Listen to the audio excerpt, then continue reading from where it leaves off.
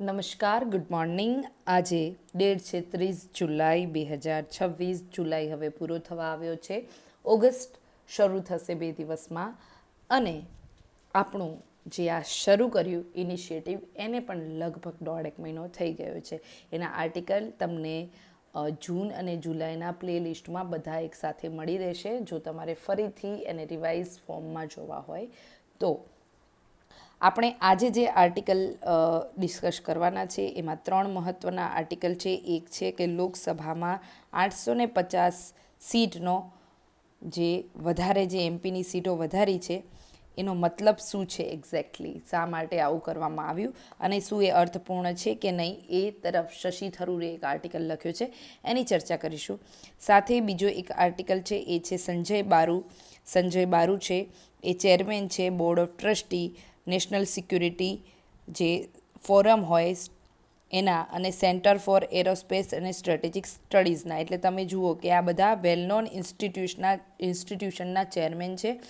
એ વાત કરે છે કે અત્યારે જે યુવાનોએ પોતાનો અવાજથી ભારતમાં એક મેસેજ આપ્યો છે એ માત્ર ભારતની વાત નથી, દક્ષિણ એશિયાના દરેક દેશોમાં આ પ્રકારની ચળવળ છે એ જોવા મળી છે અને એ આપણને ઇન્સ્પાયર્ડ કરે છે. તો આ જોઈશું કયા કોન્ટેક્સમાં વાત કરી રહ્યા છે. કોન્ટેક્સ તો આપણને ખબર જ છે કે વિદ્યાર્થી આંદોલન જે બધા થઈ રહ્યા છે દરેક દેશમાં, તમે જુઓ નેપાળમાં જોઈ લો, મ્યાનમાર, બાંગ્લાદેશ, ભારત, દરેક દેશની વાત છે અને એના એ છે એ અત્યારે સમગ્ર રાષ્ટ્રને ક્યાંક ને ક્યાંક ઇન્સ્પાયર કરી રહ્યા છે.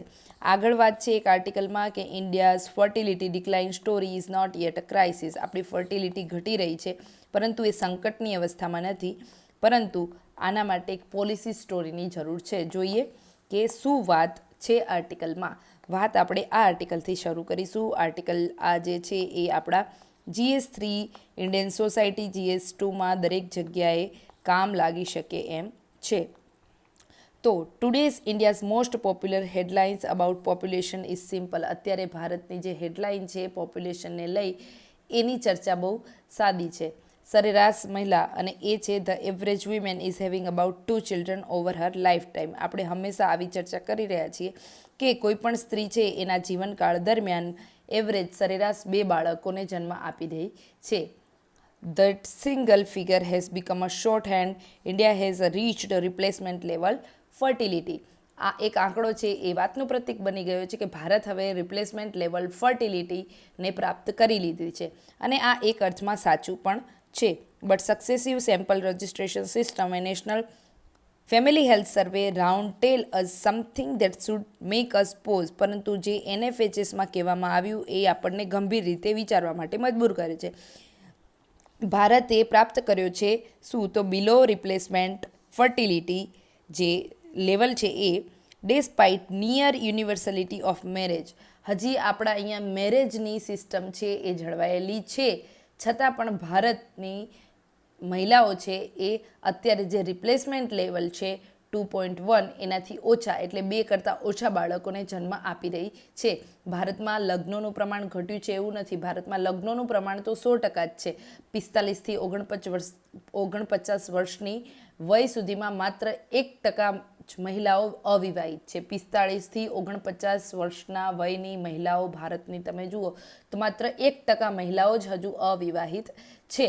પહેલાં બાળકની સરેરાશ વય પહેલાં શું હતું તો 21.2 વર્ષ હતી, પરંતુ જેમ જેમ સામાજિક અને આર્થિક સ્તરે લગ્ન જીવનમાં બાળકો પેદા કરવાની ફરજની જે રેખા છે એ ભૂસાતી ગઈ, તેમ તેમ અન્ય પ્રજનન દરો છે એ પણ કેવા જોવા મળ્યા. અન્ય દેશોથી આપણો પ્રજનન દર છે ક્યાંક ને ક્યાંક ઘટતો જોવા મળ્યો.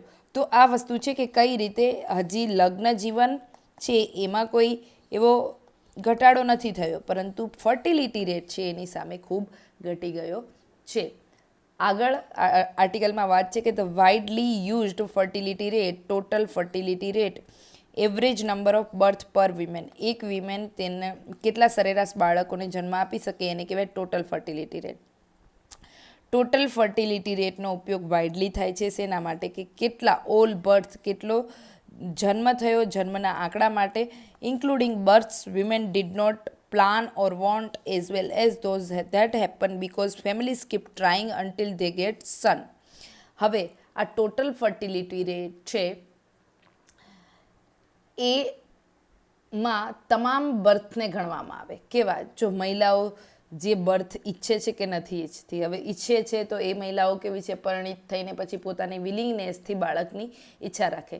ઘણી મહિલાઓ હોય જેમની સાથે દુષ્કર્મ થયું હોય અને બાળક થાય તો એ અનિચ્છિત બાળક છે. પછી એવા બાળકો કે જ્યાં સુધી દીકરો ન આવે ત્યાં સુધી દીકરીઓ કરે જ જવાની. તો સન મેટા પ્રેફરન્સીસના કારણે અનવોન્ટેડ ગર્લ્સ જે આવી હોય આ બધા જ બર્થને જેમાં કાઉન્ટ કરીને ગણવામાં આવે એ ટોટલ ફર્ટિલિટી રેટથી તમને આંકડો મળે. આમ ટોટલ ફર્ટિલિટી રેટ દ્વારા જે માપ ભારતની મહિલાઓ માટે કાઢવામાં આવે છે અને પરિવારોની વાસ્તવિક ઈચ્છાઓને છુપાવી દે છે.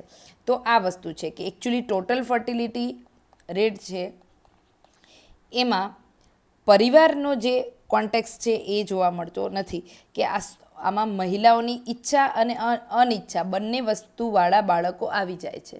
બરાબર. હવે આગળ કહે છે કે thus measure of TFR hides the actual fertility rate of families, especially women in India. Yes. હવે જુઓ ડેમોગ્રાફી. બરાબર. Demography have a name for the part of fertility that represent birth women actually wanted, the wanted fertility rate. જે scientist છે, જે ડેમોગ્રાફીના expert છે, એમની પાસે મોટાભાગે એક એવું નામ છે, એક એવું ટર્મ છે જેને કહેવાય છે વોન્ટેડ ફર્ટિલિટી રેટ. બરાબર. તો આ વોન્ટેડ ફર્ટિલિટી રેટ છે ને એ યાદ રાખવાનું છે આપણે એક્ઝામ પોઈન્ટ ઓફ વ્યૂથી, અને આપણા પાસે કી એડિશનલ પોઈન્ટ છે વોન્ટેડ ફર્ટિલિટી રેટ. ઈચ્છિત પ્રજનન દર કહે છે. બરાબર. તો ડેમોગ્રાફર્સ, જે લોકો ડેમોગ્રાફીની સ્ટડી કરતા હોય એ લોકો ફર્ટિલિટીના અમુક પાર્ટને પ્રેઝન્ટ કરવા માટે કે એકચ્યુઅલી વિમેન શું ઈચ્છે છે એના આધારે જે બાળકો થાય છે એને કહેવાય છે વોન્ટેડ ફર્ટિલિટી રેટ.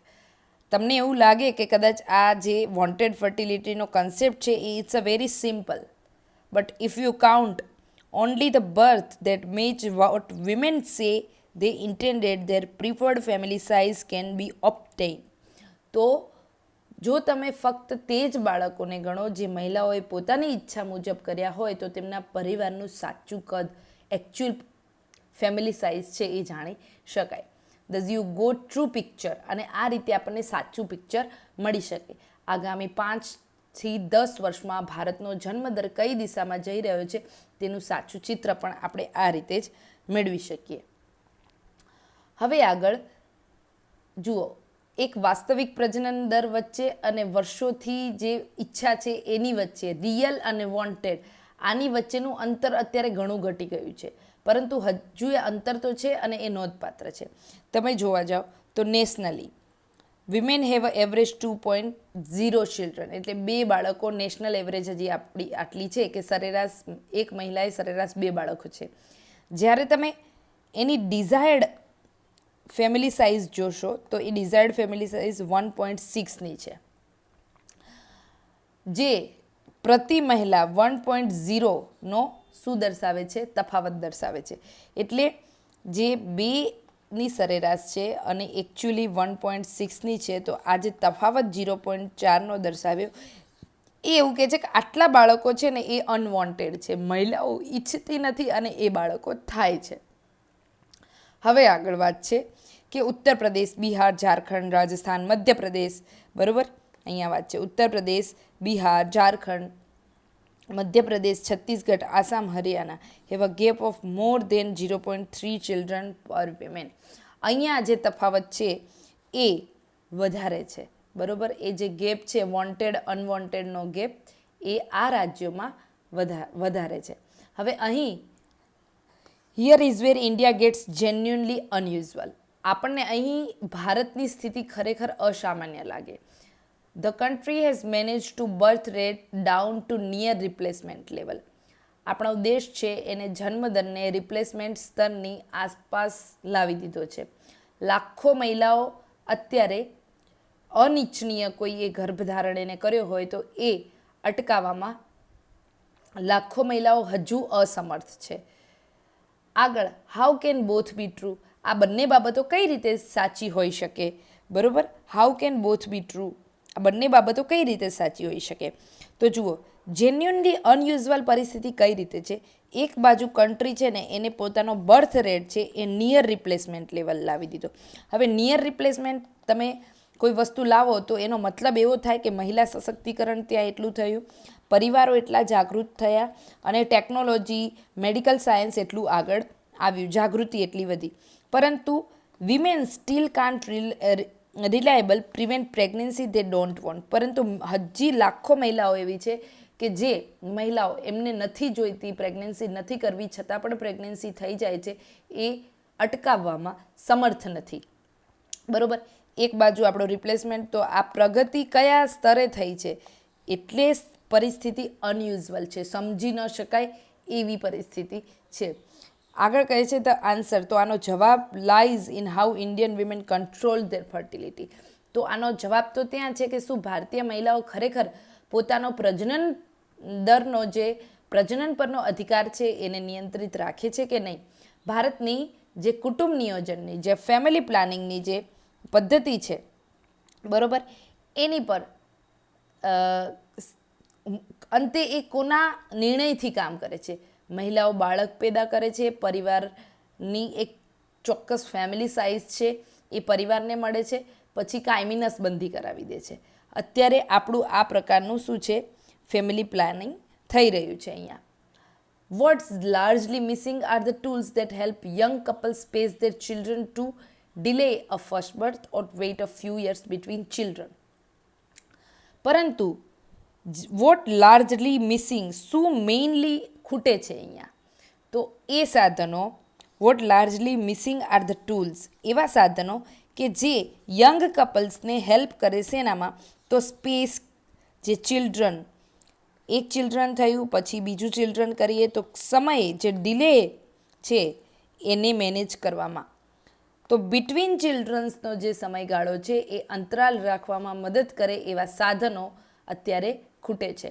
જ્યારે કુટુંબ નિયોજનનું જે માળખું છે, એ કોન્સેપ્ટ છે, એ લેટ અપનાવાય, એ થોડો મોડો અપનાવાય ત્યારે લગ્નની શરૂઆતની વયમાં જ અનિચ્છનીય ગર્ભધારણનું પ્રમાણ વધી જાય છે, બરાબર. When family planning arrives late, જ્યારે ફેમિલી પ્લાનિંગ છે એ જ એનું પ્લાનિંગ જ તમે લેટ કર્યું હોય ત્યારે જ્યારે લગ્નની શરૂઆતમાં અનઇન્ટેન્ડેડ ગર્ભધારણની સંખ્યા વધી જાય છે.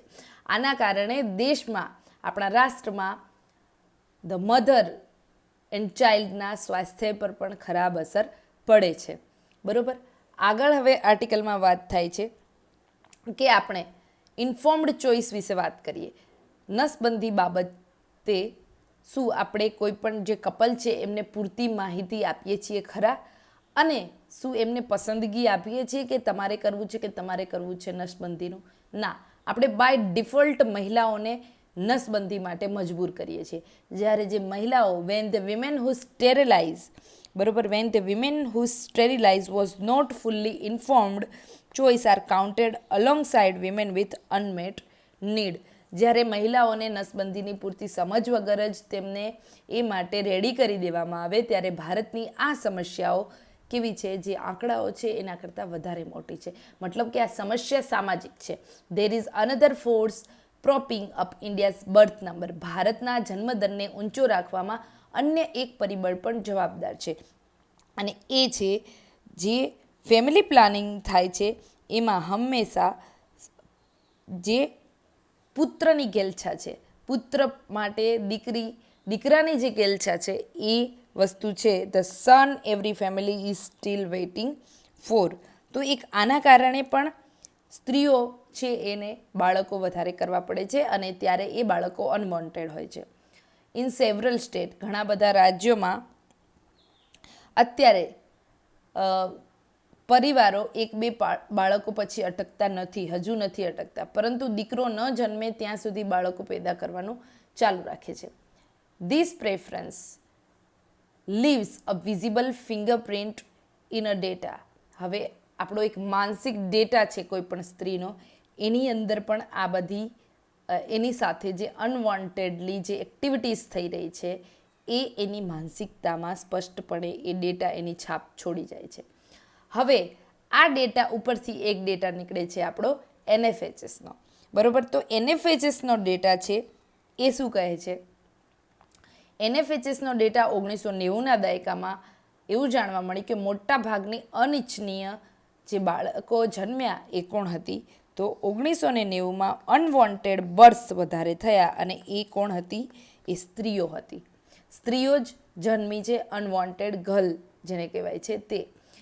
પરિવારોમાં ફેમિલીઝ, બરાબર, ફેમિલીઝ જ્યાં દીકરી આવે, બરાબર, અને in fact having extra children in the hope of next one would be boy, and when girl arrived she was more likely to be described after the fact as the birth they hadn't really planned.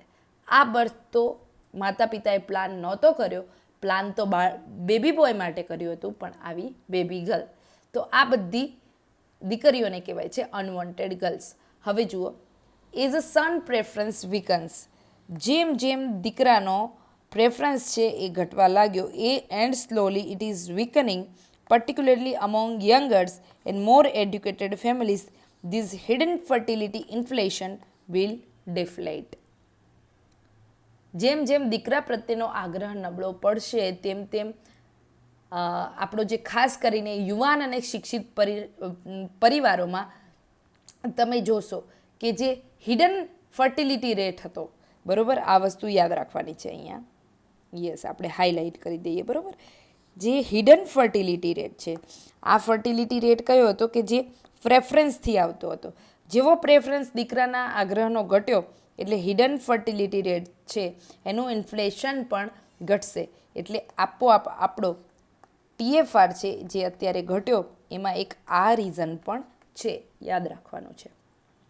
પછી આગળ કહે છે કે અત્યારે ઓછા પરિવારો એવા છે કે જે સતત એવું ઈચ્છે છે કે દીકરો જ જોઈએ. આગળ વાત છે કે India's fertility decline story is not yet a crisis, પરંતુ હજી આ સંકટ નથી. It is a policy story, one about helping women and couples align their actual lives with their intended ones. પરંતુ એક એવી પોલિસી બનાવીએ કે જેમાં કપલને આપણે મદદ કરી શકીએ કે તેમની જે ઇન્ટેન્ડેડ લાઈફ છે તેઓ જે રીતે ઈચ્છે છે એ રીતે એક પોલિસી નિર્માણ થાય. એમની આકાંક્ષાઓ આ પોલિસીમાં આપણને ઇન્ક્લુઝિવ એનો સમાવેશ કરીને એક પોલિસી તૈયાર કરવી જોઈએ. અનઇન્ટેન્ડેડ પ્રેગ્નન્સી, જે પ્રેગ્નન્સી રાખવાની ઈચ્છા નહોતી પરંતુ એવો કોઈ હેતુ નહોતું અને રહી ગઈ, હેવ ઓલરેડી ફોલન રિઝનેબલી ફ્રોમ 21% 2005-06થી અત્યારે 8% 19-20માં.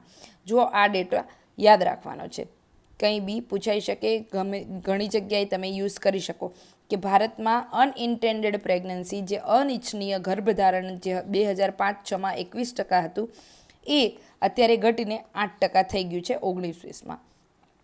If unmet need for family planning continues to fall, જેમ જેમ આ ફેમિલી પ્લાનિંગની જે જરૂરિયાતો છે એ ઘટતી જશે, if spacing methods reach young couples who need them most, અને જે ચિલ્ડ્રન વચ્ચે એક સ્પેસ હોવી જોઈએ, એક ચિલ્ડ્રન અને બીજું આ સ્પેસિંગ મેથડ છે એ પણ જો યંગને પ્રેફરન્સવાળી મળી ગઈ, યંગ કપલને જે જોઈએ છે એ પ્રકારનું એમને એમાં માર્ગદર્શન મળી ગયું, if son preference keep fading, અને દીકરાનો આગ્રહ ન રાખવામાં આવે, India's birth rate will further on its own, તો પછી ભારતનો જે બર્થ રેટ છે એ પોતાની મેળે નેચરલ અવસ્થામાં આવી જશે. Not because families are being pressured, આમાં કોઈ પણ બાળક થશે એમાં ફેમિલીનું પ્રેશર નહીં હોય, but because of many of birth that currently hold the number of were never truly planned in the first place.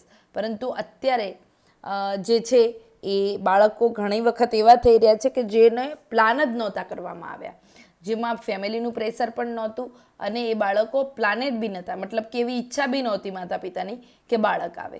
તો આ બધું સ્તર છે એ ધીરે ધીરે ઘટશે. The baby India didn't plan for many become રેરર in future. એટલે પછી એવા બેબી તો બિલકુલ ઘટી જ જશે કે જ્યાં જે બેબીને પ્લાન નહોતા કર્યા અને એ બેબી આવી ગયા હોય, એટલે અનવોન્ટેડ ગર્લ્સનું પ્રમાણ નહીં રહે. પછી જાગૃતિના અભાવે કોઈ બાળક થઈ ગયું હોય તો એવું બધું ઘટી જશે. તો જે અનઇન્ટેન્ડેડ બાળકો છે ફ્યુચર્સમાં એ ઘટી જશે. ત્યાર પછી આગળ the more pressing concern now is recent decline in the use of modern contraceptive methods. પરંતુ એક ચિંતા એ છે કે અત્યારે જે મોડર્ન કોન્ટ્રાસેપ્ટિવ મેથડ્સ છે એનો ઉપયોગ પણ ઘટી રહ્યો છે. હવે which risk leaving the countries remaining unwanted fertility gap in place even as a headline TFR falls. તો જુઓ, જે હાલ મોટી ચિંતા એ છે કે આધુનિક જે ગર્ભનિરોધક પદ્ધતિઓના ઉપયોગમાં ઘટાડો થયો છે, જેનાથી અનિચ્છનીય પ્રજનન દરનું અંતર છે એ કદાચ જળવાઈ રહેવાનું જોખમ છે. પહેલાં અનિચ્છનીય કેમ થતી કે જ્યાં સુધી દીકરો ન આવે ત્યાં સુધી બાળકો કરીએ, જાગૃતિના અભાવે થઈ જાય. પરંતુ અત્યારે તો જાગૃતિ પણ છે, પરંતુ લોકોને પ્લેઝર માટે જે કોન્ટ્રાસેપ્ટિવ મોડર્ન કોન્ટ્રાસેપ્ટિવ છે ઉપયોગમાં નથી લેવી. બીજું કે ઘણી વખત સ્ત્રીઓને પણ એવું છે કોન્ટ્રાસેપ્ટિવ કરાવી દઈએ તો એમનું બોડી પોસ્ચર છે એનામાંથી ઘણો બદલાવ આવી શકે, હોર્મોન ચેન્જ થઈ શકે, બોડીના અમુક પાર્ટ્સની સાઇઝ વધઘટ થઈ શકે. તો આ બધાના કારણે લોકો અત્યારે મોડર્ન કોન્ટ્રાસેપ્ટિવ પદ્ધતિનો ઉપયોગ નથી કરતા. જો તમે પદ્ધતિનો ઉપયોગ નહીં કરો તો અગેઇન અનિચ્છનીય બાળકો થવાની સંભાવના વધી જશે. તો આ વસ્તુ છે કે કદાચ આપણે એવું માનીએ છીએ, આગળ લેખકે કીધું કે અનિચ્છનીય બાળકો ઘટી જશે, પણ એક નવી પેલામાં અનિચ્છનીય બાળકોનું જે અંતર છે એ ઘટશે નહીં, કદાચ એ જળવાઈ રહેવાનું પણ જોખમ છે. તો this become more critical when only 30% women seek second birth on their own. તો આ એ વખતે તો વધારે અઘરું છે. અત્યારે 30% મહિલાઓ સ્વેચ્છાએ બીજા બાળકની ઈચ્છા રાખે છે, બરાબર. India needs to monitor fertility preference, એટલે ભારતે એના ફર્ટિલિટી પ્રેફરન્સનું ધ્યાન રાખવાની જરૂર છે. Both intended and unintended births ensure couples are able to realise their own choice instead of overall birth rate. તો અહીંયા કપલ જે છે, યંગ કપલ છે, એમની જે ઈચ્છાઓ છે, એમની પસંદગીઓ મુજબ એ નિર્ણયો લઈ શકે એ પ્રકારનું ભારતે કંઈક મોનિટરિંગ સિસ્ટમ અથવા તો એ પ્રકારનું માળખું, સ્ટ્રક્ચર ફેમિલી પ્લાનિંગનું કરવાની જરૂર છે. તો આ હતો આર્ટિકલ જે આપણને જણાવે છે કે અત્યારે જે ભારતમાં ટ્રેન્ડ ફર્ટિલિટીનો ઓવરઓલ વિશ્વમાં શું થઈ રહ્યો છે, સ્ત્રીઓના તબક્કે કેવી સમસ્યાઓ જોવા મળે છે, સ્ત્રીઓ શું ઈચ્છે છે, 1990ના દશકામાં શું હતું, અત્યારે 2025-26ની પરિસ્થિતિ શું છે. તો આ આખું જે આપણે જોયું એને હવે આપણે એક્ઝામ ફોર્મમાં રિવાઇઝ કરીએ, બરાબર. હવે એક્ઝામ ફોર્મમાં રિવાઇઝ કરાવવું હું તમને, એના માટે મારે એક પેજ અહીંયા એક્સ્ટ્રા એડ કરવું પડશે. ઓકે, યસ, ચલો હવે આપણે આને રિવાઇઝ કરી લઈએ વાંચ્યા પછી, જેથી એ મગજમાં એ કોન્સેપ્ટ સાથે ફિટ થઈ જાય. હવે જુઓ, અત્યારે રિપ્લેસમેન્ટ લેવલ, જે ફર્ટિલિટી રેટ હોય એનો રિપ્લેસમેન્ટ લેવલ છે એ કેટલો છે, ઘટીને પર વિમેન એ થયો છે 2 બાળકોનો, બરાબર.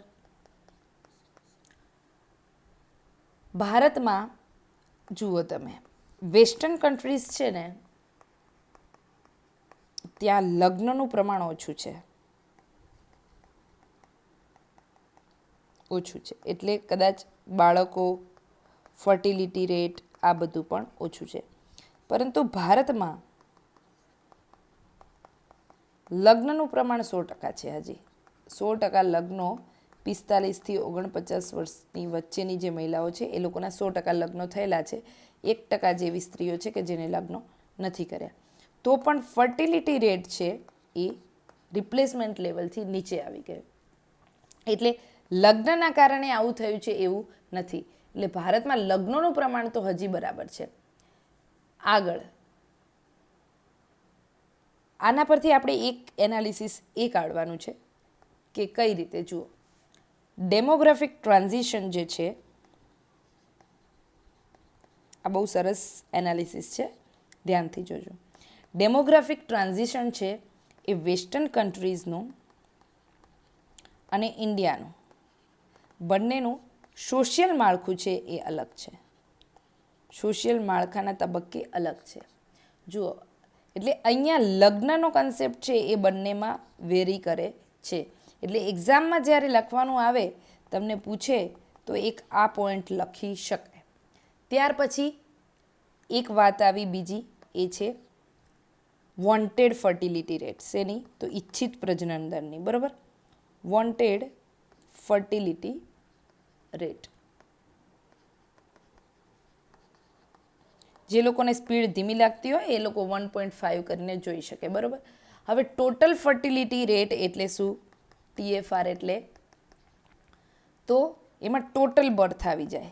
ટોટલ બર્થ, મહિલાઓ પોતાના સરેરાશ જીવનકાળ દરમિયાન આપે એ ટોટલ બર્થ TFRમાં આવી જાય. બરાબર, પણ આની ખામી શું છે? એ વાસ્તવિક ચિત્ર છુપાવે.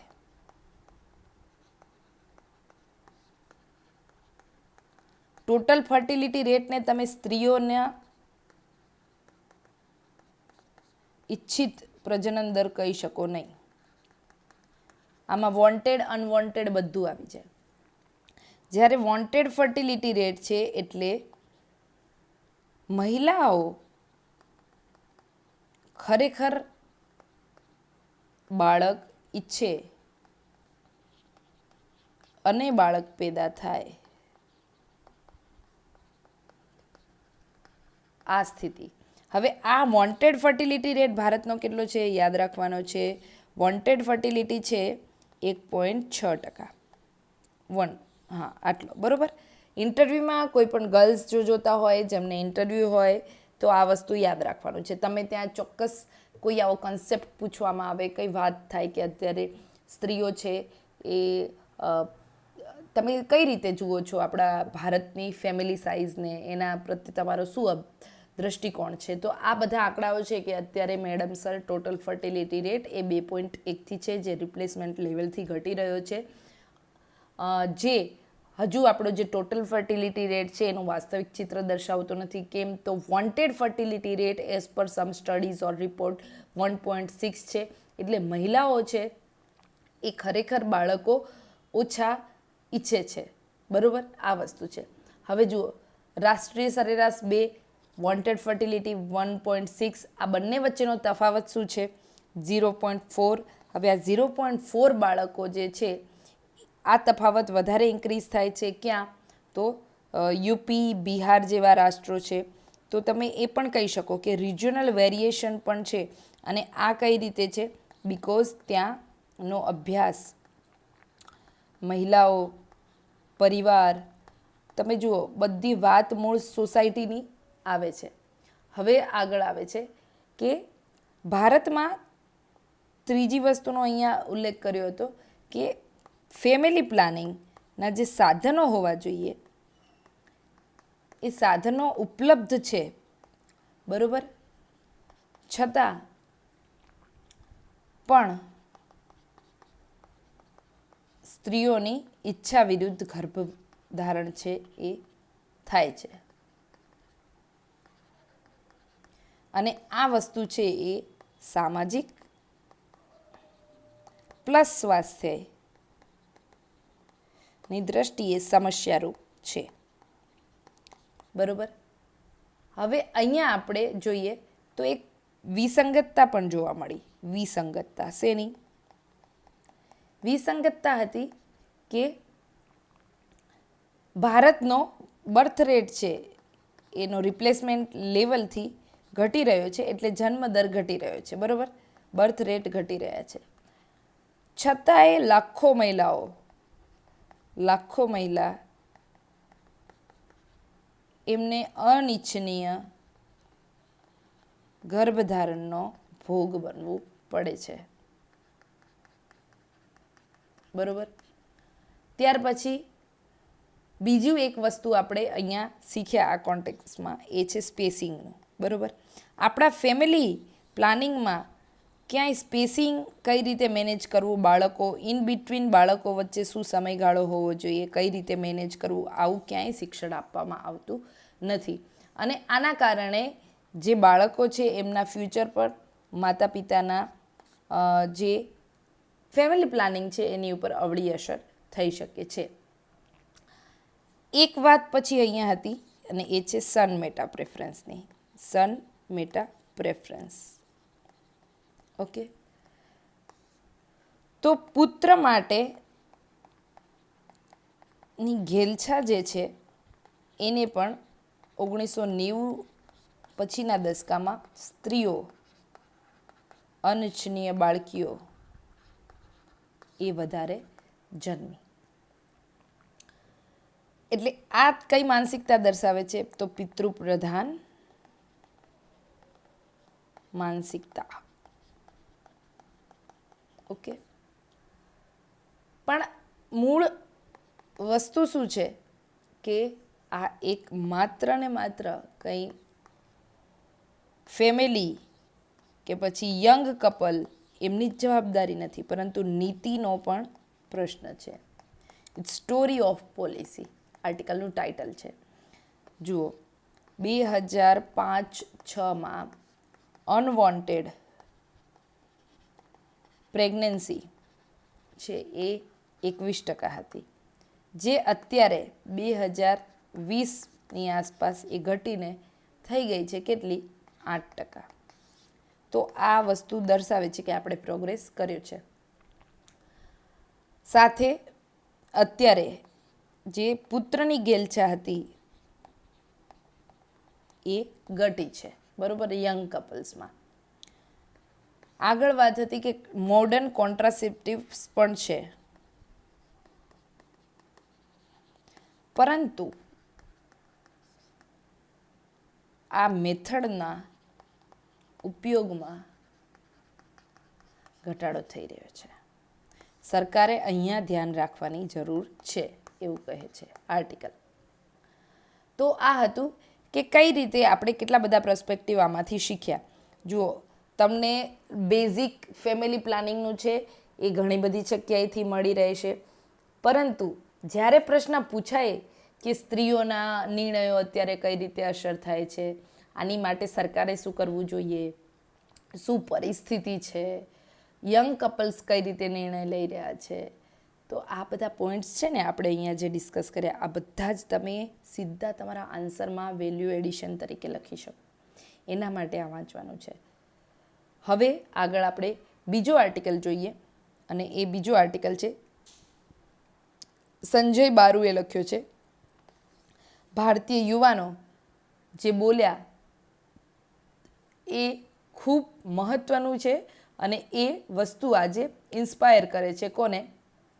તો જે પણ અત્યારે જૂની પેઢી છે, જેને એવું લાગતું હતું કે બહુ બોલી ન શકાય, જો તમે બહુ બોલો અથવા તો તમે કોઈ અવાજ ઉઠાવવા જાઓ તો તમારી વિરુદ્ધ પગલાં લેવાઈ શકે, પરંતુ આ યુવાનોએ આ બધાને ઇન્સ્પાયર કરે છે, અને આ પ્રકારનું નેરેટિવ્સ આખા વિશ્વમાં જોવા મળે છે. આપણે જોઈએ, A subcontinent divided by the politics of past came together last week through the activism of generation unhappy with the present and with the stake in future. તો ભૂતકાળની રાજનીતિથી વહેંચાયેલો આ આખો ઉપખંડ ગયા અઠવાડિયે એવા યુવાનોની સક્રિયતા દ્વારા જાણે એક થઈ ગયો કે જેઓ પ્રેઝન્ટ જે સિસ્ટમ છે એનાથી નાખુશ હતા અને ભવિષ્ય માટે ચિંતિત હતા. ઇન્ડિયાના જેનજી જે છે જનરેશન ઝેડની જે પ્રોટેસ્ટ હતો એને એક કોકરોચ જનતા પાર્ટીથી શરૂ થયેલો આ આંદોલને દેશભરમાં શરૂ થયેલા યુવાનોના વિરોધ પ્રદર્શનને સમગ્ર દક્ષિણ એશિયાના યુવાનો તરફથી પણ સમર્થન મળ્યું. સીજેપી આંદોલન પણ એક રીતે શ્રીલંકામાં શરૂ થયેલું, ત્યારબાદ બાંગ્લાદેશ અને નેપાળમાં ફેલાયેલા જે જનરેશન ઝેડના આંદોલનનો જ એક પડઘો હતો. તો જુઓ, આ કોન્ટેક્સમાં પ્રશ્ન પૂછાશે. યુપીએસસી જીપીએસસી મેઇન્સમાં આ તરફથી પ્રશ્નો આપવાની પૂરી સંભાવના છે.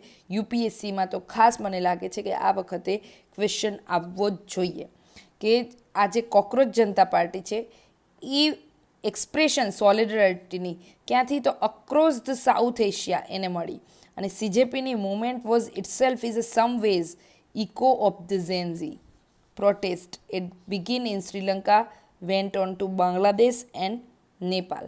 તો જુઓ, દક્ષિણ એશિયામાં જ્યાં જ્યાં જેનઝીના આંદોલન થયા, તો આ જનરેશન ઝેડના આંદોલનનો પડઘો જ આપણો સીજીપી પણ હતો. આગળ આર્ટિકલમાં વાત કરે છે કે ઇન્ડિયાનું યુથ છે એ અત્યારે એક ઉભરી રહ્યું છે. રસપ્રદ વાત અહીંયા એ છે કે ભારતીય યુવાનોનું આ આંદોલનને પાકિસ્તાની યુવાનોએ પણ આવકાર્યું છે. તો જુઓ, યુવા શક્તિ કેટલી એક હોઈ શકે છે.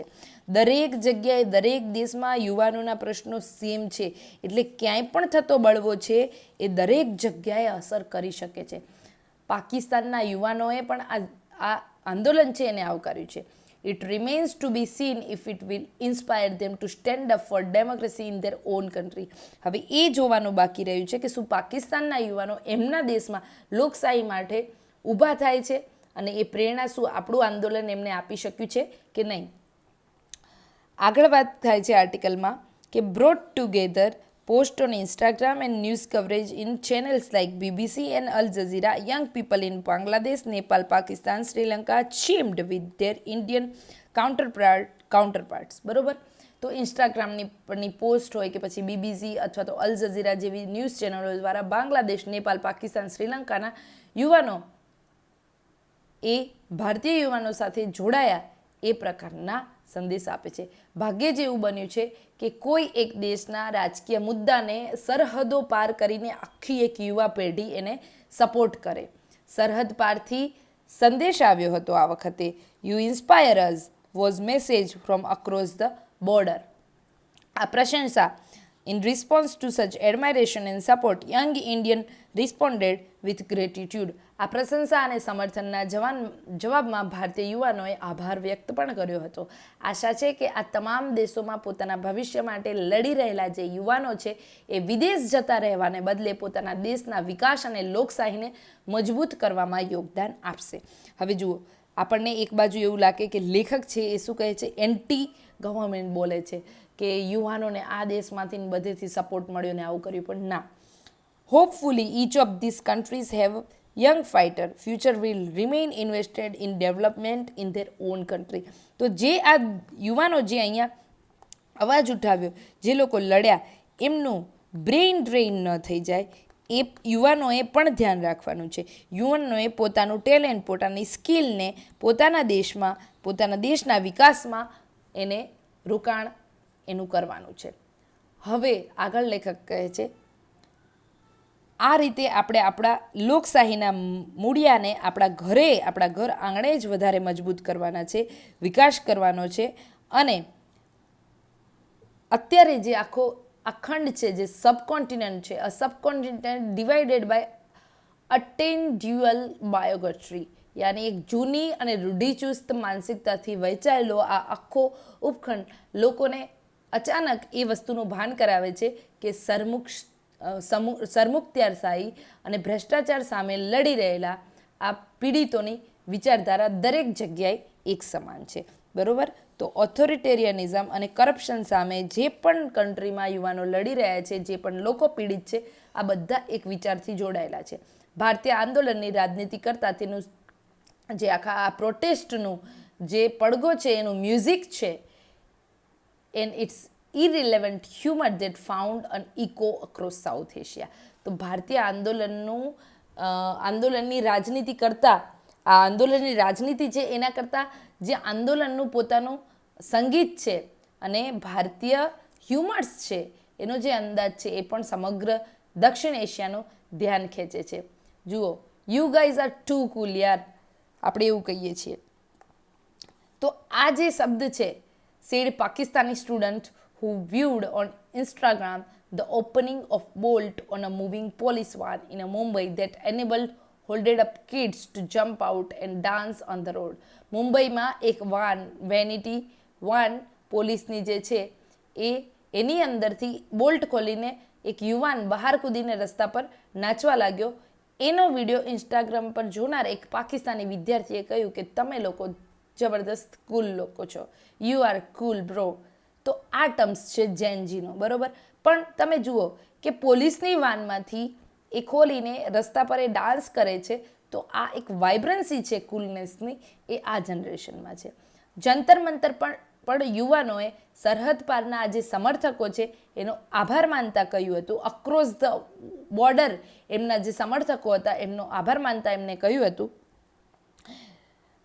કે we want peace not war, we want study, we want jobs, તો અમને યુદ્ધ નહીં, શાંતિ જોઈએ, અમારે ભણવું છે ને અમારે નોકરીઓ જોઈએ. તો જુઓ, આ વસ્તુ છે ને આપણે આપણો એસે જે લખીએ, આવું કંઈ પૂછાય અને એની શરૂઆતમાં તમે આવું લખો કે આજની યુવા પેઢી જે આંદોલન થયું એના પછી એમને એઝ અ સપોર્ટરોને થેન્ક યુ શેનાથી કહ્યું, તો we want peace not war, we want study, we want jobs.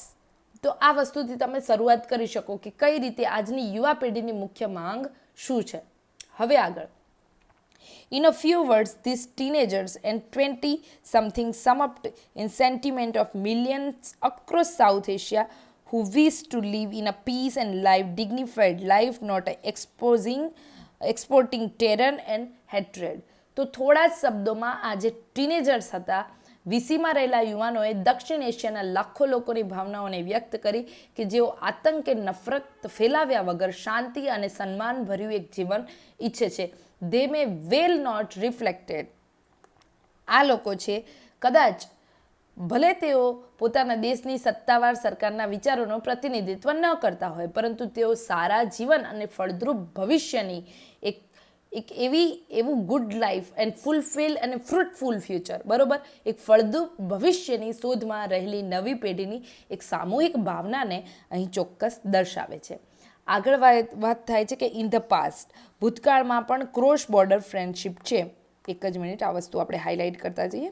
આ ક્રોસ બોર્ડર ફ્રેન્ડશિપ છે in South Asia was promoted by concerned elderly citizen, liberals and communists, and a few among elite who lived similar lives would meet up on occasion in London or Dubai.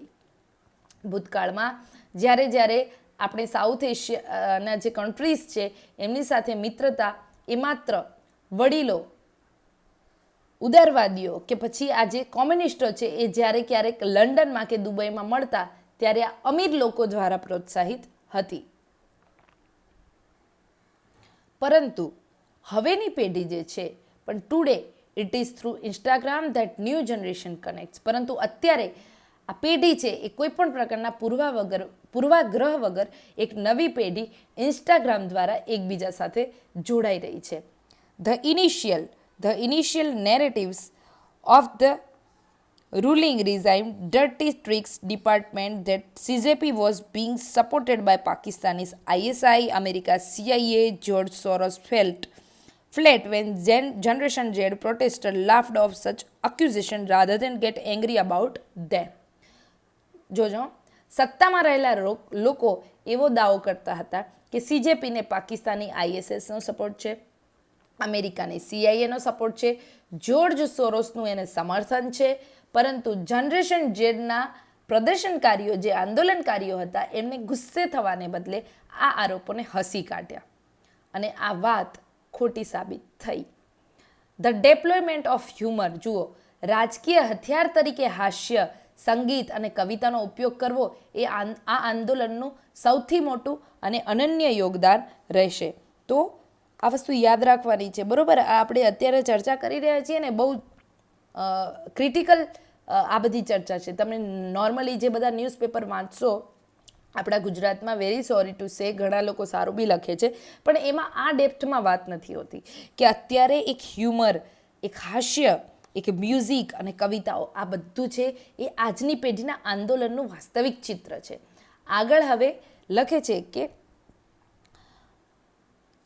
the CJP protest campaign has the potential to give meaning to recent call given by the leadership of Rashtriya Swayam Sevak for increased people-to-people contact between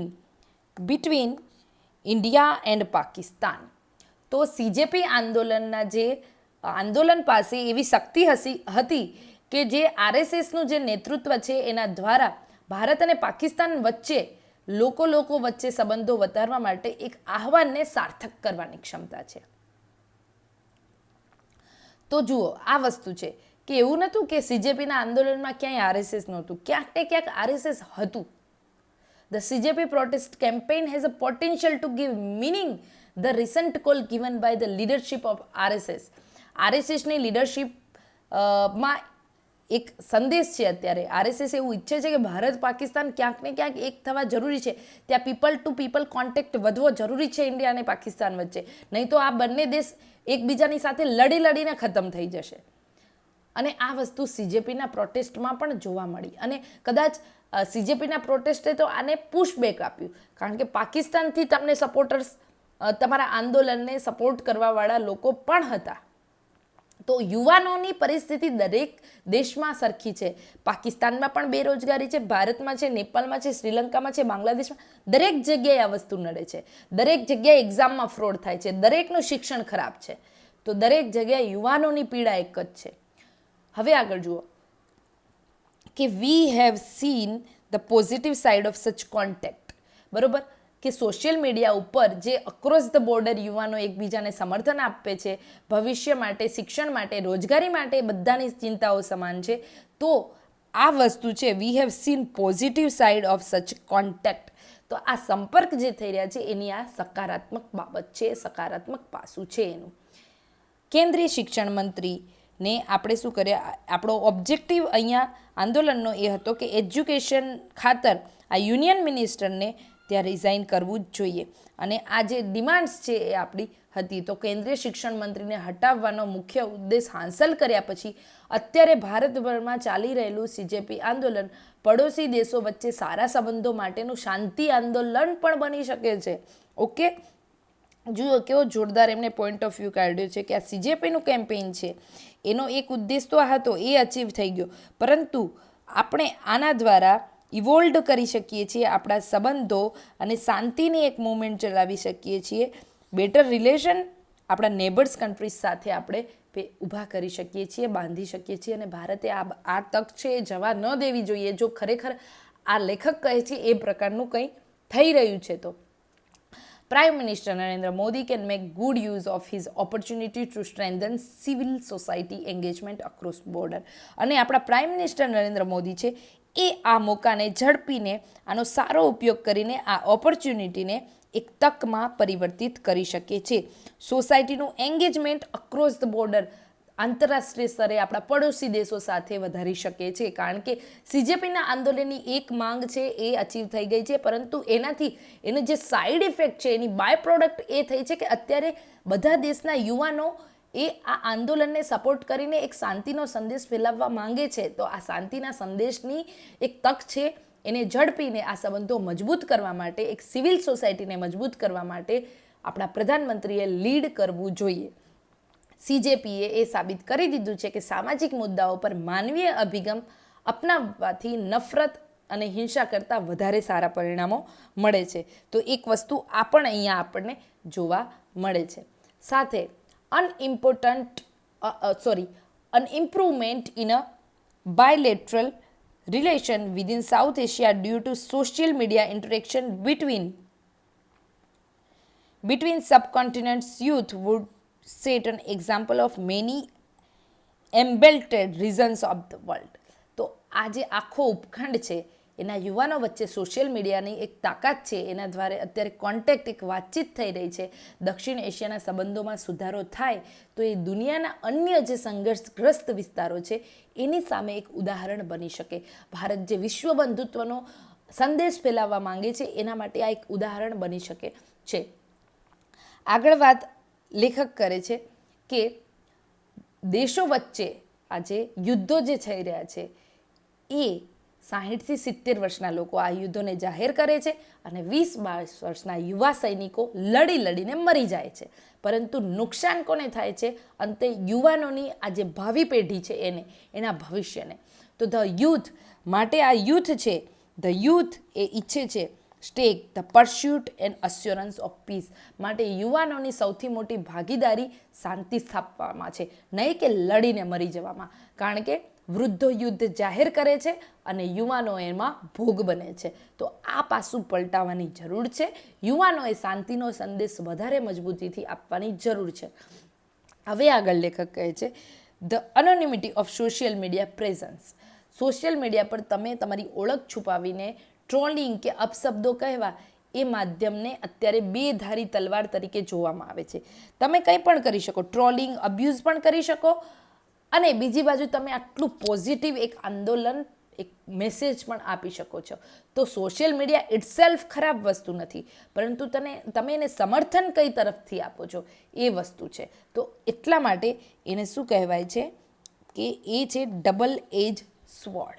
ભારતમાં આપણે social media ઉપર ખૂબ નફરત જોઈ છે, ખાસ કરીને મુસ્લિમો વિરુદ્ધ, બરોબર. India we have seen far too much abuse and venom in social media especially against Muslim at home in our neighbourhood. પરંતુ સીજેપીના પ્રોટેસ્ટે એ જણાવ્યું કે idealistic youth can also use social media to build bridge, make common cause and express solidarity with neighbour with shared aspiration. પરંતુ આ આંદોલન હતું, એના જે આદર્શવાદી યુવાનો હતા, એને સોશિયલ મીડિયાનો ઉપયોગ કરીને એક સંબંધો સુધારવા, પડોશીઓ સાથે એકતા દર્શાવવામાં અને એક સોલિડરિટી, એક બંધુત્વની ભાવના દર્શાવવામાં પણ સોશિયલ મીડિયાનો ઉપયોગ થઈ શકે છે એ સાબિત કર્યું છે.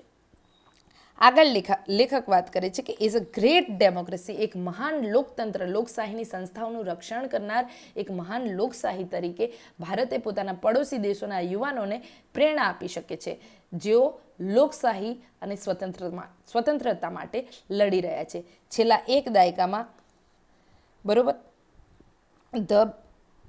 છેલ્લા એક દાયકામાં ભારતમાં લોકશાહીના સ્તરમાં આવેલા ઘટાડાને વૈશ્વિક સ્તરે આપણી વિશ્વસનીયતાને પણ નુકસાન પહોંચાડ્યું છે. We must remain our standing, માટે we must remain our standing at torch light of democracy in Asia. માટે એશિયામાં લોકશાહી, લોકતંત્રની દીવાદાંડીને, ટોર્ચ લાઇટને એ મજબૂતી આપવા માટે આપણે આપણી પ્રતિષ્ઠા છે એ આ રૂપમાં પાછી મેળવી શકીએ છીએ. ધ યુથ મુવમેન્ટ, આજે યુવાઓનું જે આંદોલન હતું, આ વર્ષે સીજેપી દ્વારા શરૂ કરેલું આ યુવા આંદોલનને આપણી વ્યક્તિગત સ્વતંત્રતાની સુરક્ષાની આશા પણ ફરીથી જગાડી છે. જુઓ, આ આંદોલને શું કર્યું છે તો પર્સનલ ફ્રીડમ્સની જે આશા છે એને ફરી બળ આપ્યું છે. હજુ બધું ખરાબ નથી થઈ ગયું, all is not yet lost, હજી કંઈ ખોવાઈ પણ નથી ગયું, બધું જ નથી ખોવાઈ ગયું. જે ઓથોરિટેરિયન, જે મેજોરિટેરિયન પોલિટિકલ નેતૃત્વને જે આ વખતે પડકારવામાં આવ્યું છે એ એક વેક્યુમને ઉજાગર કરે છે, બરોબર. જે પોલિટિકલ લીડરશિપ જે કેવી થઈ રહી હતી, ઓથોરિટેરિયન અને મેજોરિટેરિયન, એની હોલોનેસ જે અંદરની હતી, અંદરનો એક ખાલી શૂન્ય અવકાશ હતો, એને પડકારવામાં આવ્યો છે અને એ ઉજાગર થયો છે. દિલ્હી પોલીસ અને તેમના રાજકીય આગાઓ જે પણ નેતૃત્વ કરતા હતા, એ મધ્યમ વર્ગના પરિવારોમાં લોકશાહી પ્રત્યે જાગૃતિ લાવવામાં આ લોકોએ મહત્વનું યોગદાન પૂરું પાડ્યું છે. Across the India we witness unbottling not just individual grievances but a collective concern with majoritarian assertion and trampling individual freedoms. તો સમગ્ર ભારતમાં આપણે માત્ર વ્યક્તિગત ફરિયાદો જ ન જોઈ, પરંતુ વ્યક્તિગત સ્વતંત્રતા પર થતા હુમલા અને સામૂહિક ચિંતા પણ એની જોઈ. આ સંદેશ કદાચ આપણે પૂરેપૂરો કદાચ અત્યારે ન સમજી શક્યા હોઈએ, પણ આખરે ગયા અઠવાડિયાની જે ઘટનાઓ છે, જે આક્રમણ લોકો તરફથી જે વિરોધ થતો હતો, અને આવો વિરોધ કદાચ ભવિષ્યમાં પણ થશે, પરંતુ સ્વતંત્રતાને પ્રેમ કરનાર યુવાનોના મનમાંથી હવે શું થયો છે, ધ ફિયર ઇઝ ગોન, હવે ડર નીકળી ગયો છે. આશા છે કે આપણી લોકશાહી, આપણા બંધારણને બચાવવા માટે આ યુવાનો છે એ હંમેશા લડતા રહેશે અને એક શાંતિનો સંદેશ આપતા રહેશે. તો આ આર્ટિકલ હતો જે આપણે જોયો કઈ રીતે, તો યુવાનો તરફથી આ દેશને આ આંદોલન દ્વારા શું શીખવા મળ્યું. અને આ વસ્તુને આપણે ફરી ફટાફટ એઝ અ એક્ઝામ પોઈન્ટ માટે હું તમને રિવાઇઝ કરાવી દઉં કે જુઓ, મૂળ વાત થઈ કે આ જે આંદોલન હતું એ આંદોલનના પડઘા અક્રોસ બોર્ડર એટલે સરહદ પાર જે સાઉથ એશિયાના દેશો છે, દક્ષિણ એશિયાના દેશો છે, બધી જગ્યાએ પડ્યા છે, બરાબર. એક વસ્તુ આ. બીજું, સોશિયલ મીડિયાનો પોઝિટિવ રોલ આંદોલનમાં જોવા મળ્યો, જેણે યુવા પેઢીને એક કરી, અને યુવા પેઢી એક થાય ત્યારે રાષ્ટ્રના સંબંધો સુધારવાની આ તક આપણા રાષ્ટ્ર પાસે છે, અને આનું બીડું આપણા પીએમએ ઝડપવું જોઈએ.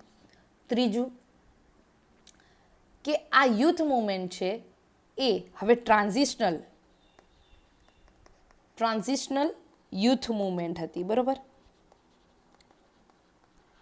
આનો મતલબ એવો થાય કે આને કોઈ ભૌગોલિક સીમા નડી નથી, સીમા નડી નથી, એટલે ભારતથી બિયોન્ડ આખી આંદોલન મૂવમેન્ટ થયું. અને એના મુદ્દા કયા હતા? તો બેરોજગારી, શિક્ષણ અને ભવિષ્યની અનિશ્ચિતતા. દરેક જગ્યાએ આ પીડાથી આજનો યુવાન પીડાય છે. ભવિષ્ય માટે આ આર્ટિકલનું જે આંદોલન છે એ ભવિષ્ય માટે એક આશા જન્માવે છે. શું? ભવિષ્ય માટે આશા. કે યુવાઓ છે, યુવાન છે એ એજન્ટ છે. શેનો? તો ચેન્જનો. Agent of change. પરિવર્તન છે એ યુવા પેઢી લાવશે.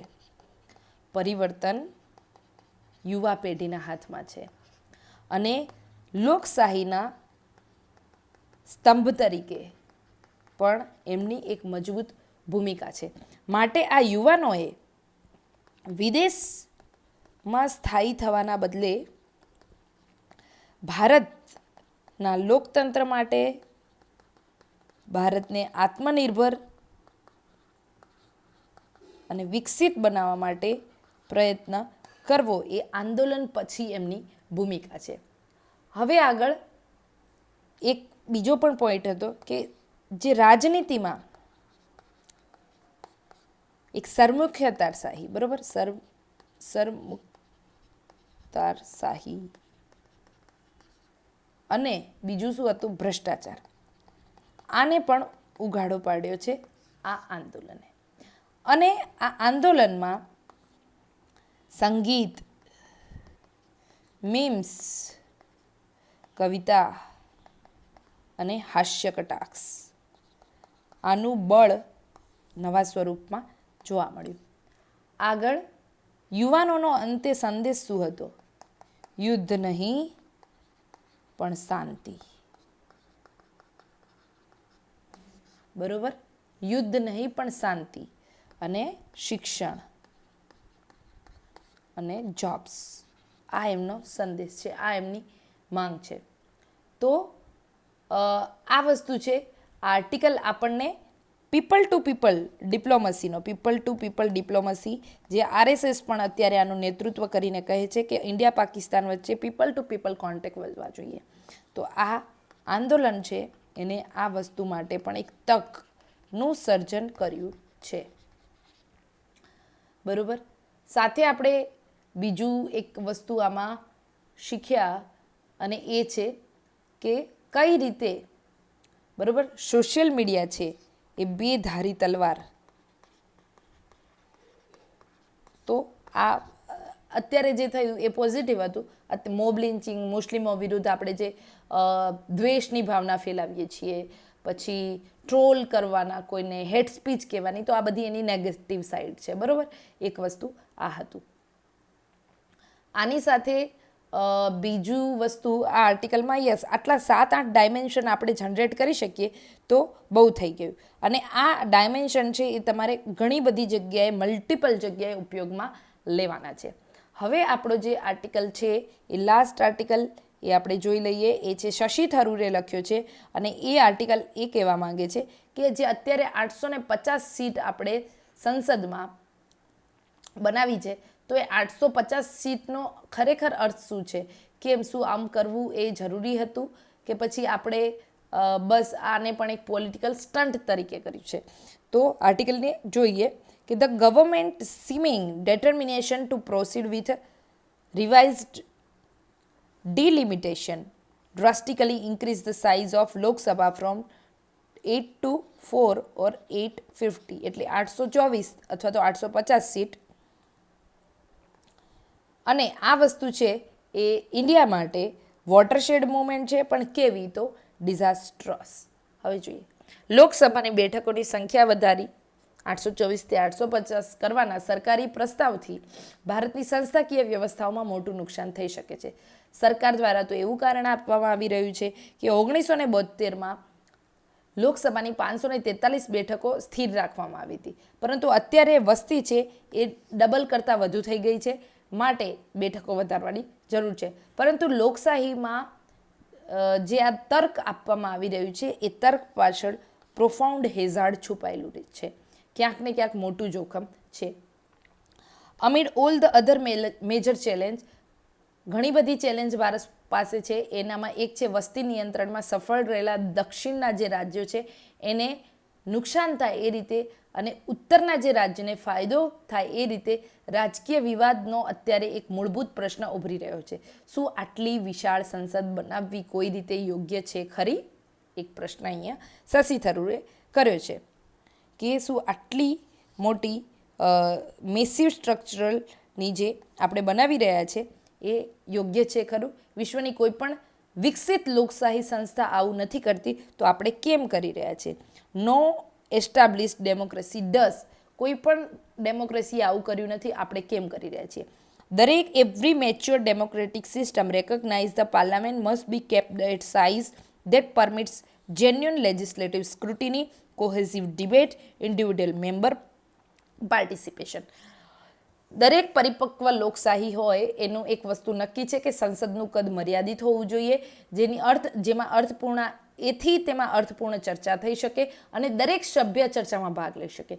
જુઓ, મેં છે ને એક બુક વાંચી હતી which is very fundamental books to study a human history. તો એમાં પણ એક વસ્તુ હતું કે માણસ માટે કોઈ સંગઠન, સંસ્થા કે માણસ આટલો સક્સેસફુલ જાય છે એની પાછળ એક મર્યાદિત સાઇઝ નક્કી કરેલી હોય છે. 150થી વધારેનું ગ્રુપ જે જગ્યાએ ભેગું થાય ત્યાં કોઈ ફ્રૂટફુલ ડિસ્કશન ન થઈ શકે એવું સામાન્ય રીતે કહેવામાં આવે છે. 150થી વધારે, બરાબર. હવે ઓલરેડી આપણી લોકસભામાં 543 છે. 543 છે તો આપણે બધા જોઈએ છીએ કે અડધા તો એમાંથી સૂતા જ હોય છે ચાલુ લોકસભાએ, બરાબર. ને ઊભા ત્યારે થાય જ્યારે આઈ નો અથવા તો કોઈ હુમલો અથવા તો હંગામો, હુમલો નહીં પણ હંગામો ક્રિએટ કરવાનો હોય, હંગામાનો મકસદ હોય ત્યાં બધા ભેગા. અધરવાઇઝ અર્થપૂર્ણ ચર્ચા કરવામાં જે 20-25 ચહેરાઓ છે જેને આપણે ઓળખીએ છીએ એ જ લોકો બોલે છે.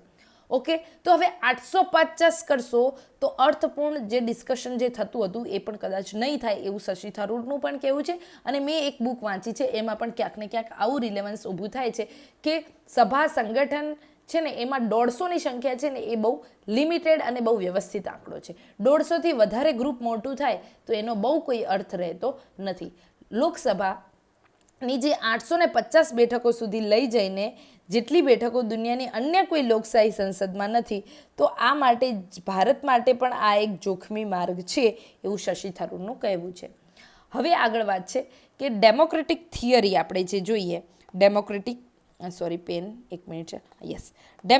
થિયરી અને ગ્લોબલ પ્રેક્ટિસિસ આપણે જ્યારે જોઈએ ત્યારે લોકશાહીના નિયમો દર્શાવે છે કે એક મર્યાદા પછી સંસદ જે એ ચર્ચાનું સ્થળ મટીને પછી શું થઈ જાય, માત્ર એક ભીડ, કેઓટિક કોલેઝમ બની જાય છે, એક ભીડનું તંત્ર બની જાય જ્યાં ઘણા ગાંઠેલા લોકો જ બોલી શકે અને બાકી માત્ર મૂક દર્શક બની રહે. તો આવું અત્યારે બી થાય છે, તો 850માં તો વધારે થશે. આગળ લેખક કહે છે કે આફ્ટર ઓલ યુનાઇટેડ સ્ટેટ્સનું જે હાઉસ ઓફ રિપ્રેઝેન્ટેટિવ્સ છે વોઝ લીગલી કેપ્ટ 435 ઇન 1929. તો અમેરિકામાં 1931માં જ્યારે અમેરિકાની વસ્તી 12 કરોડ હતી ત્યારે ત્યાંની પ્રતિનિધિ જે હાઉસ ઓફ રિપ્રેઝેન્ટેટિવ છે એની બેઠકો છે એ કાયદાકીય રીતે 435 પર સ્થિર કરી દેવામાં આવી.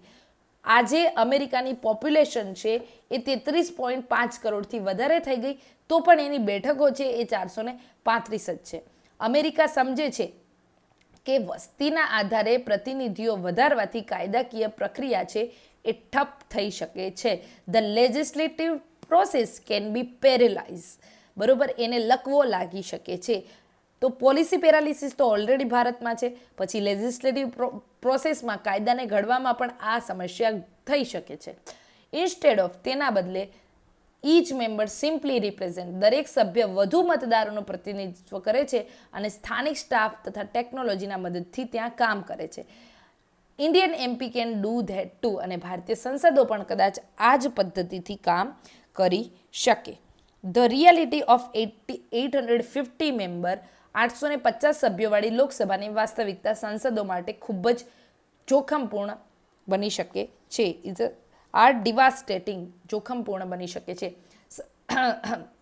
આગળ વાત છે, સંસદીય સત્ર દરમિયાન સમય હંમેશા કેવો હોય છે? જુઓ, તમે સંખ્યા વધારી દેશો, સમય થોડો વધારશો, સમય નથી વધારી શકવાના. એક ગ્રુપ છે, સપોઝ કે આપણે અત્યારે સપોઝ લાઈવ ડિસ્કશન શરૂ કરીએ. હવે તમને ઈચ્છા હોય તો કહેજો, આપણે લાઈવ કરીશું. આ તો ઉદાહરણ દ્વારા કે આપણે લાઈવ ડિસ્કશન કરીએ. લાઈવ ડિસ્કશનમાં હું એવું ઈચ્છું કે 25 સભ્યો જ મિનિમમ હોવા જોઈએ.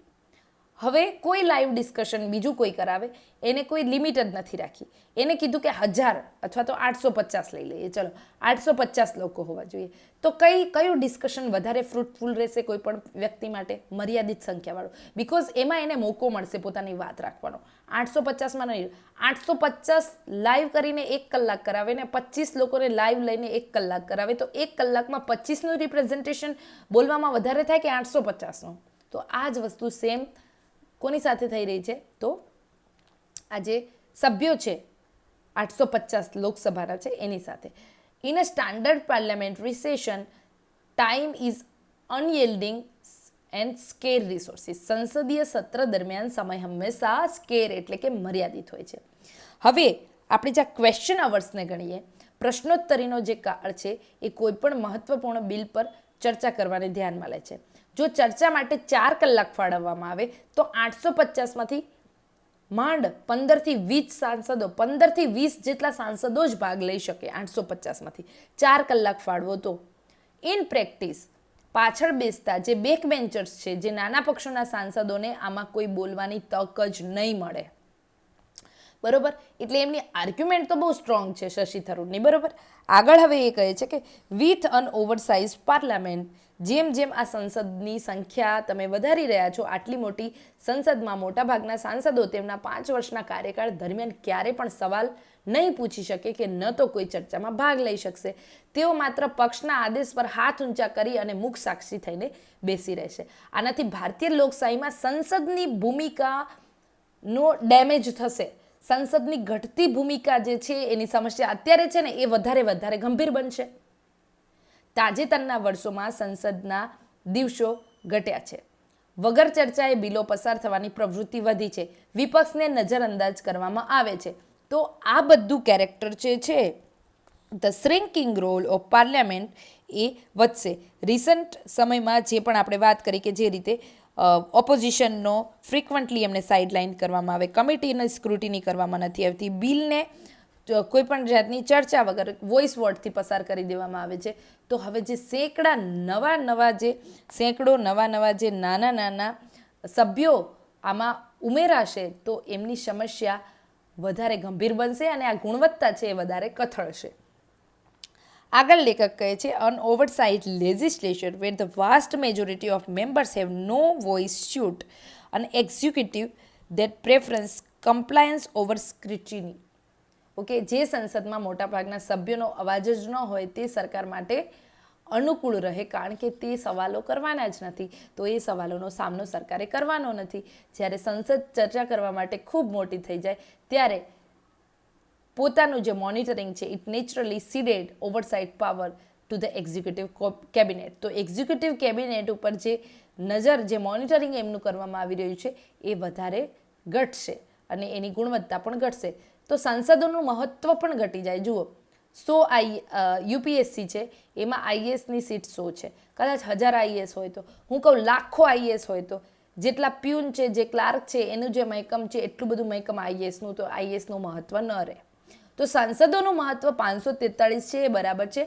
850 કરવાથી સંસદોનું મહત્ત્વ પણ ઘટી જશે. સંસદ માત્ર સિક્કો મારવાનું સાધન બની જશે કે તમે જઈને કોઈ એક સિક્કો, એક બેજ લઈને ફરો છો કે હું એમપી છું, બસ એનાથી વિશેષ કંઈ રહેશે નહીં. હવે જુઓ, this structural transformation bears an ominous resemblance to the authoritarian legislative model in Beijing or Pyongyang. આ ફેરફાર ચીન અને ઉત્તર કોરિયા જેવી તાનાશાહી શાસન પ્રણાલી જેવો દેખાય છે. Specifically un 850 seat Lok Sabha risk becoming designed version of Chinese People Political Consultative Conference or the North Korean Supreme People Assembly એનોર્મસ. 850 સભ્યોની બેઠકોવાળી લોકસભા એ ચીન કે ઉત્તર કોરિયાની સંસદ જેવી બની જશે, જે દેખાવમાં બહુ મોટી હોય પણ કામ માત્ર નેતાઓના ભાષણ ઉપર તાળીઓ પાડવાથી વિશેષ કંઈ ન થાય. તેનું કદ એટલું મોટું હોય કે સરકાર સામે કોઈ સવાલ ઉપાડવાનો કે વાટાઘાટો કરવાનો તમને ત્યાં એવો મોકો જ ન મળે. તે માત્ર સર્વસંમતિનો એક ખુલ્લો ખોખલો દેખાવ હોય, ચર્ચા કરવા માટે નહીં. જો ભારત આવી વિશાળ સંસદ બનાવશે તો ત્યાં સંસદો પાસે બોલવાનો સમય નહીં રહે તો પછી પોતાની લોકશાહી કેવી બનશે? આપણી લોકશાહી છે એ માત્ર પોલી બની જશે. આગળ લેખક કહે છે કે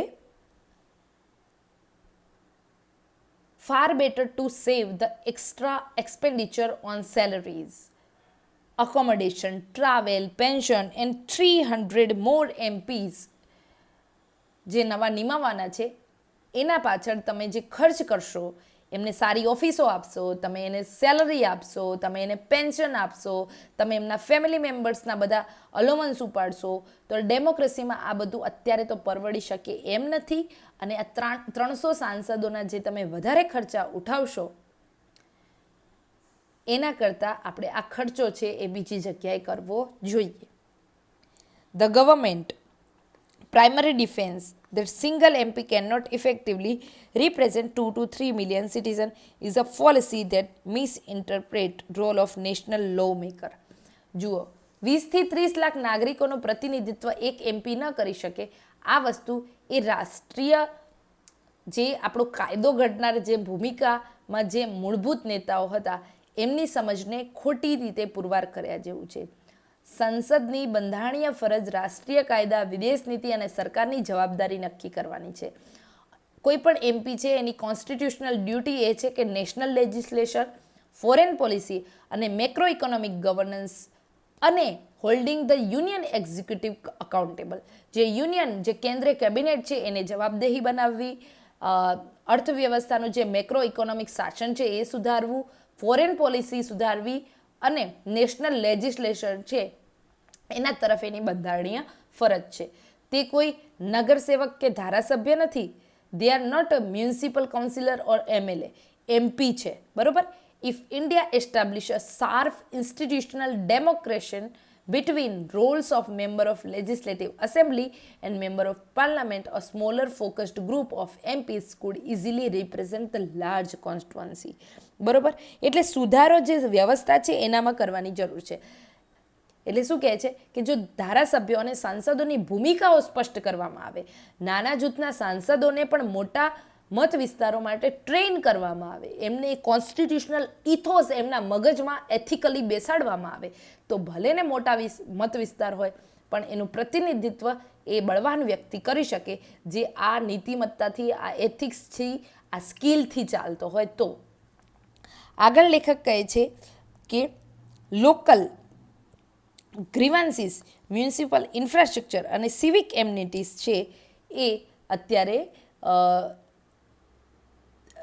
મતલબ એની પરિસ્થિતિ છે એ બગડી રહી છે.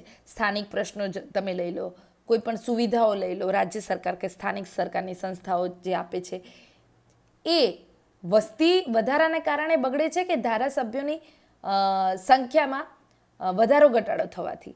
તો એ વસ્તી વધે અને સુવિધાઓ બગડી જાય એવું ક્યારે ન હોય. પરંતુ જે ધારાસભ્ય છે જે અત્યારે છે એ સરખું ધ્યાન નથી આપતો, એટલે એ ધ્યાન નથી આપતો એટલે એની પાસે એટલો સ્ટાફ ઓછો છે કે આવું બધું છે એવું કંઈ નથી. જે ધારાસભ્ય કે જે પણ MP છે એ આ બધું જ કરી શકે છે. અત્યારે જેટલું છે એટલું બી ઇનફ છે. એનામાં એવું કંઈ જ નથી કે આ વસ્તી વધી ગઈ એટલે આ બધું વધારે કરવાની જરૂર છે. આ બધી ખોટી વાતો છે એવું લેખક કહે છે. જો સ્થાનિક સંસ્થાઓ મજબૂત બને, પરંતુ આપણે MLAને બધા પાવર આપી રાખ્યા છે. સરપંચ કે તલાટી પાસે પાવર નથી, કલેક્ટર પાસે ફૂલ પાવર છે, બધું જ સેન્ટ્રલાઇઝ કરી દીધું છે. તો સુવિધાઓ આપવાવાળા લોકો લોકલ છે, ભોગવ્યાવાળા લોકો લોકલ છે અને બધું સેન્ટ્રલાઇઝેશન ટોપ લેવલથી થાય છે. તો તમારે સ્થાનિક સંસ્થાઓને મજબૂત કરવી પડશે. નાગરિકોએ રોજિંદા કામ માટે સંસદ ઉપર ન નિર્ભર રહેવું પડે, પણ સરપંચને તલાટી એનું કામ કરી આપે, સરપંચને તલાટીને અકાઉન્ટેબલ બનાવો, બરાબર. તો આ બધી સમસ્યાઓ છે એનો નિવેડો આવી શકે. તો લોકસભાને મર્યાદિત રાખીને સ્થાનિક જે સંસ્થાઓ છે અને રાજ્યો જે છે MLA છે એના ઉપર જવાબદારી થોપીને એક ઉત્તમ સંઘીય માળખું બની શકે છે અને આ જે પ્રોસેસ છે એ વધારે સ્મૂધલી ચાલી શકે છે.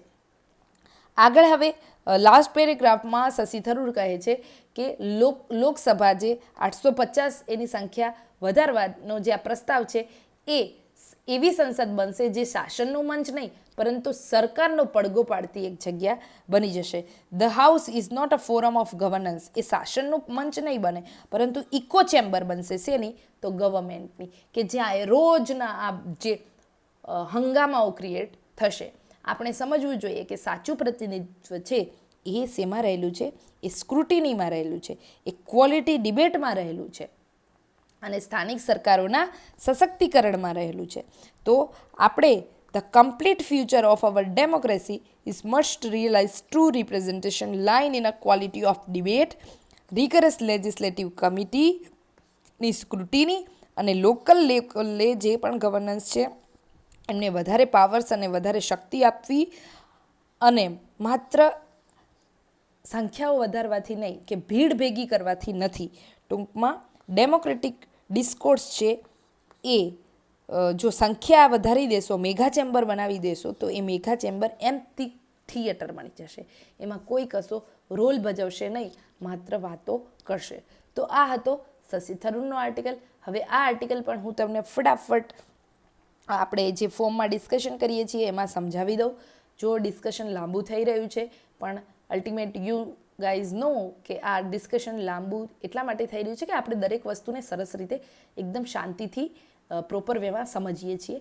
એટલે તો જે લોકોને ના ગમતું હોય આવું ડિસ્કશન તો શોર્ટ ફોર્મમાં જે પણ લોકો કોઈ પણ યુટ્યુબ ચલાવતી હોય તો ત્યાં જઈને તમે જોઈ શકો છો. જરૂરી નથી કે તમારે અહીંયા જ જોવું, બરાબર. અલ્ટિમેટલી તમારી તૈયારી સારી થવી જોઈએ. લોકસભાની બેઠકો વધારવાનો પ્રસ્તાવ છે, એમાં 824થી લઈને 850 સુધી આ બેઠકો વધારવાની છે. 1972થી આપણી અહીંયા શું છે તો 543 જેટલી સીટ છે એ સ્થિર છે. હવે આ સંખ્યા વધારવા પાછળનું એક જોખમ છે એવું આ આર્ટિકલ કહે છે. આની સિવાય આપણે બેકગ્રાઉન્ડ સમજી લઈએ થોડું કે એક ડિલિમિટેશન કરીને એક શું છે તો એક બોડી છે આપણી, બરાબર, કોન્સ્ટિટ્યુશનલ. તો એ શું કરે? વસ્તીના આધારે મત વિસ્તારની સીમા નક્કી કરે છે. આના માટે એક 42મો સુધારો થયેલો, એક 84મો સુધારો થયેલો અને આ બંને 42મો સુધારો હતો 1976માં થયો અને પછી 84મો સુધારો 2001માં થયો. આ સુધારાને આધારે આપણે સીમાંકન જે છે મત વિસ્તારોનું સીમાંકન એને 2026 સુધી સ્થિર રાખ્યું છે. અત્યારે આ પરિસ્થિતિ છે. હવે આગળ આર્ટિકલમાં કહે છે કે 1 સેકન્ડ, યસ, અત્યારે જે પ્રકારનું ડિલિમિટેશન થઈ રહ્યું છે ને આ સીટોની જે ફાળવણી છે એમાં નોર્થના જે સ્ટેટ છે અને દક્ષિણના સાઉથ સ્ટેટ છે, આમના વચ્ચે એક તણાવ છે.